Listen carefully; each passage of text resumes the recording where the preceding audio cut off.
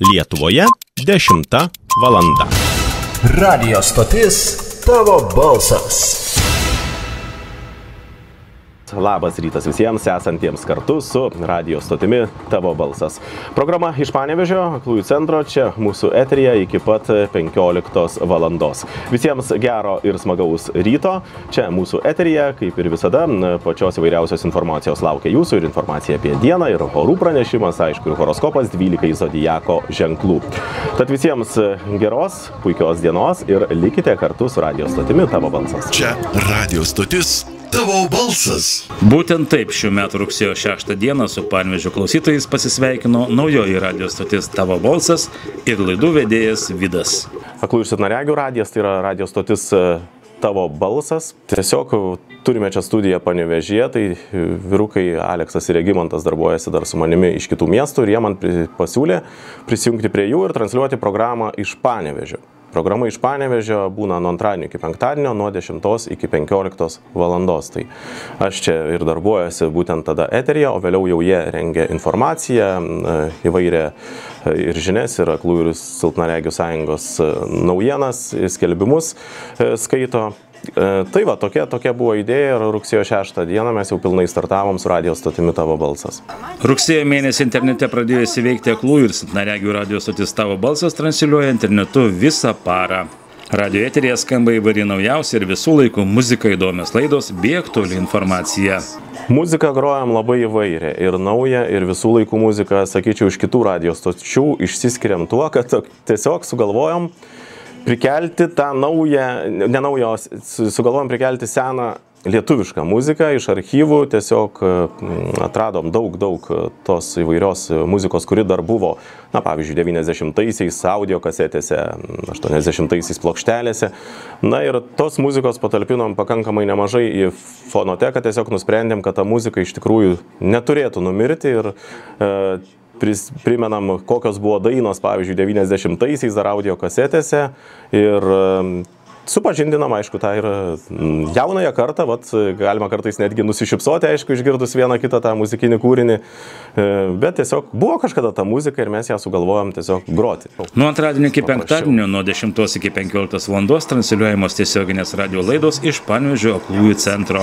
Laidos, aišku, yra pačios įvairiausios, yra ir pramoginės, ir pasveikinti galima, ir dainą išgirsti, ir žaidimus rengiam, radom rėmėjų, jau pirmiem žaidimam, ir taip pat, aišku, aktualią informaciją rengiam ir kad būtų tiesiog žmonėms su regos negalia ir su kitom negaliam, tai, žodžiu, ir tarkim yra audiosensorinė biblioteka, kurioje yra garsinių įvairiausių knygų ir darom su bibliotekininkė iš Panevėžio garsinių knygų apžvalgą. Tiesiog supažindinam žmonės, kokios yra naujos knygos gautos būtent bibliotekoje ir tie žmonės gali arba internete prisijungti prie virtualios bibliotekos arba tiesiog apsilankyti visoje Lietuvoje padaliniuose ir pasimti savo dominančią knygą. Tai darom tokias apžvalgas ir įvairūs skelbimai iš Lietuvos Aklųjų ir silpnaregių sąjungos. Pasak laidų vedėjo Vido, į radio laidas gali skambinti klausytojai, pagidauti dainų, sveikinti ir paskelbti aktualią informaciją per artimiausius renginius ir panašiai. Tai arba skambinti galima į studiją ir į tiesioginį eterį, arba galima rašyti žinutes iš mūsų puslapio tavobalsas.fm arba Facebook'e Tavo balsas, radio stotis Tavo balsas irgi gali mus rasti klausytojai ir ten parašyti žinutę. Radio stoties Tavo balsas laidų vedėjas Vidas savo radio laidų vedėjo karjerą pradėjo prieš 25 metus. Radijoje aš pradėjau dirbti prieš 25 metus, būdamas 15 metų, dar kaip Panevėžyje veikė labai populiarus tuo metu Aukštaitijos radijas.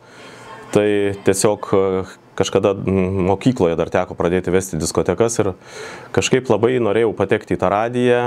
Tiesiog nuėjau pas direktorių ir pasisiūliau, kad norėčiau vesti laidas ir direktorius manim patikėjo iš tikrųjų, kas labai buvo man smagu.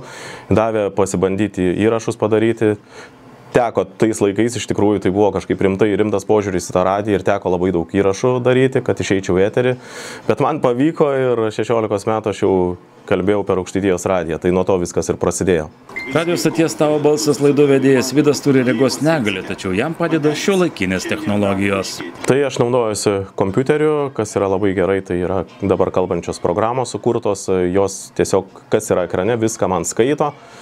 Aišku, informaciją tam tikrą užsirašau ir brailio raštu, bet šiaip tai dirbu su kompiuteriu pagrinde ir tikrai technologijos padeda ir jo labiau ir telefonai dabar yra kalbantis, ten galima viską daryti ir Facebook'e, naršyti Facebook'u, naudotis, viską skaityti, visus portalus ir dėl to tikrai galima pasidžiaugti, kad tikrai yra tokios galimybės dirbti. Radio stoties Tavo balsas galima klausytis interneto svetainėje tavobalsas.fm. Kviečiu klausytis radio stoties Tavo balsas, mūsų svetainėje tavobalsas.fm, turime ir programėlę Android vartotojams, tai visame pasaulyje internetu galima klausytis radio, kas iš tikrųjų labai smagu.